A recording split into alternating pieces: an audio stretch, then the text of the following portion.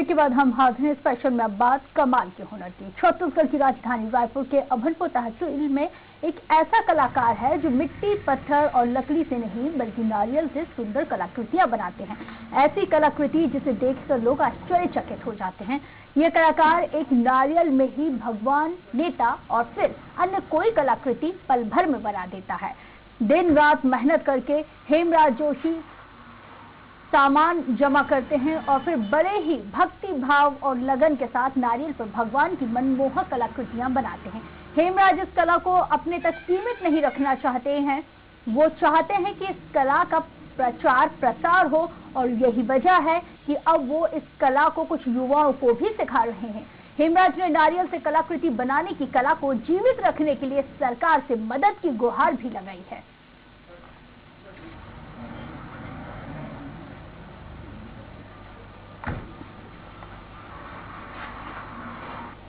काबा, मस्जिद, मजार सभी धर्मों का बनता है। ये स्पेशल नारियल नहीं रहता सर, साधारण नारियल है। जैसे ये नारियल है, मंदिर में चढ़ाया हुआ है या किसी पवित्र जगह में और भी चढ़ाया हुआ है, तो ये क्या छाया में सूखता है, तो ये जो लाइनिंग जो है ना नहीं फटता।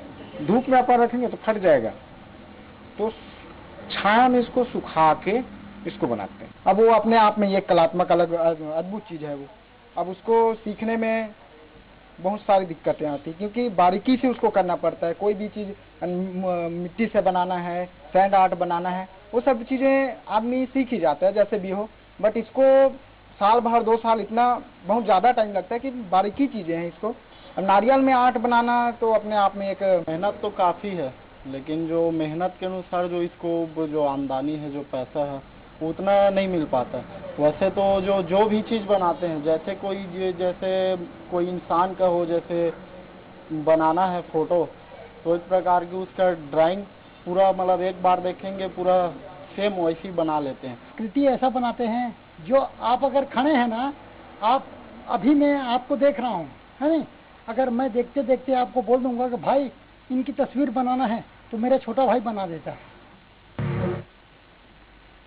तो हेमराज जोशी हैं ये कलाकार जिन्होंने ये कारनामा कर दिखाया है। नारियल पर बनाते हैं सुंदर कलाकृतियां। तस्वीरें हम आपको लगातार दिखा रहे हैं। आप तस्वीरों में देख सकते हैं कि नारियल पर भगवान की मनमोहक कलाकृतियां बनाते हैं जो वाकई में किसी को भी मोह ले। और ज्यादा जानकारी के साथ हमारा संवाददाता दीपक से बात करेंगे। दीपक, वाकई में अनोखी और कमाल की कला।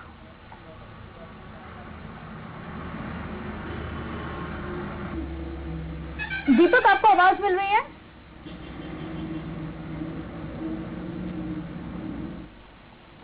तो हेमराज जोशी इस कला को अपने तक सीमित नहीं रखना चाहते। वो चाहते हैं कि इस कला का प्रचार प्रसार हो और यही वजह है कि वो अब इस कला को कुछ युवाओं को भी सिखा रहे हैं।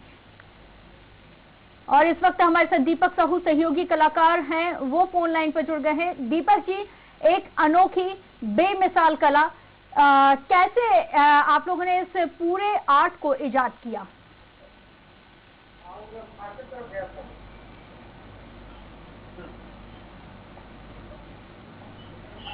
और हमारे साथ जो सहयोगी हैं, हेमराज जी के सहयोगी लोकेश जी भी फोन लाइन पर जुड़ गए। लोकेश जी, वाकई में जिस तरह से नारियल पर जो कलाकृति बना रहे हैं आप लोग, वो बेहद ही अद्भुत है, बहुत ही अप्रिशिएबल है। कैसे आइडिया आया आप लोगों को?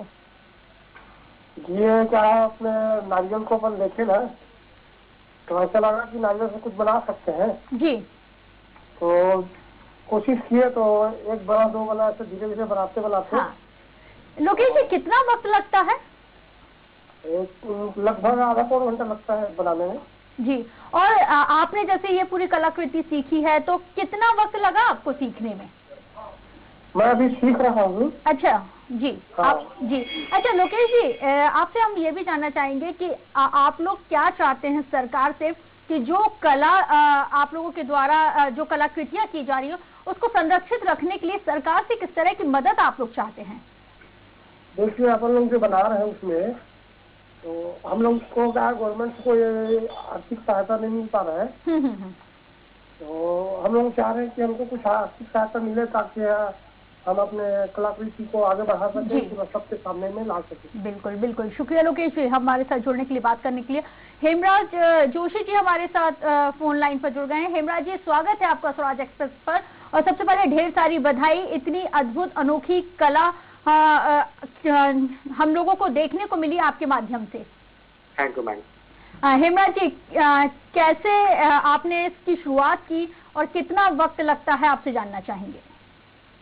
ये ऐसा हुआ है कि खेल में ही चालू हुआ है मैम। जी। मतलब एक शौक था बच्चे से। मेरा चित्रकारी का भी काम है, मतलब कला के क्षेत्र में मैं घुसा हुआ समझ लीजिए बचपन से। जी।